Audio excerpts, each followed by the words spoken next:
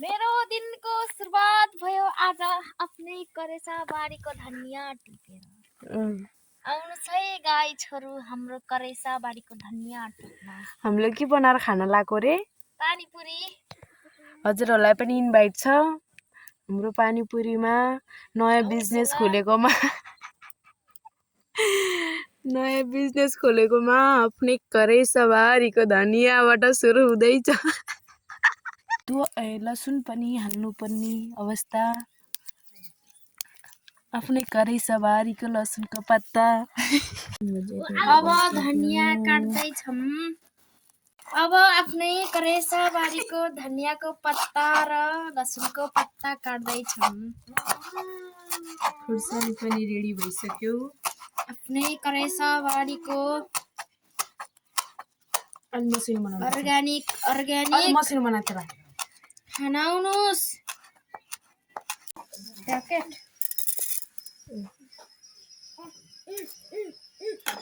थोरै धनिया नै हाल्नु न। हाल्नुपर्छ हुन्छ क्या यतिको त। धेरै खानु हुन्न कि धेरै हाल्यो भने त हड्डी गलाउँछ त्यसै त यहाँ लुरी भाउ म झन् लुरी हुन्छ अरे। एक दिन खाँदा त के भाइजू दुईटा प्याकेटमा 4वटा हुन्छ है।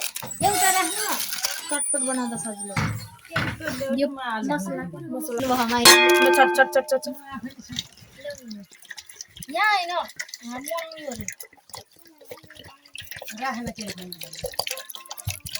यहीँ राखेन। पानी त अझै थप्नु पर्छ भइहाल्यो पानी है। अझै थप्नु पर्छ पुग्दैन। पानी थप्नु न त। नुन हाल्नु भयो? तेरो हात छ त बिन्दा।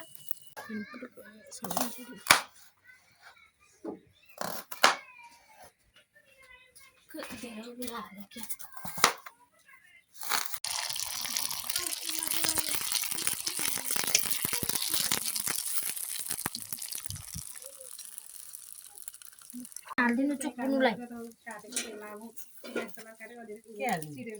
ल अब चटपट मोल्न लागेको। चटपट अच्छा पानीपुरी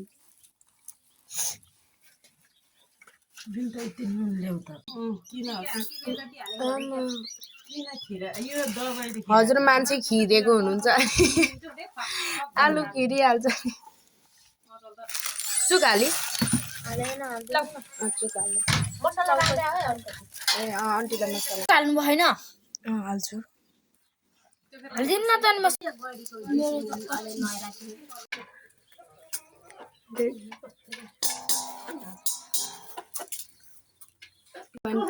रेडी भयो।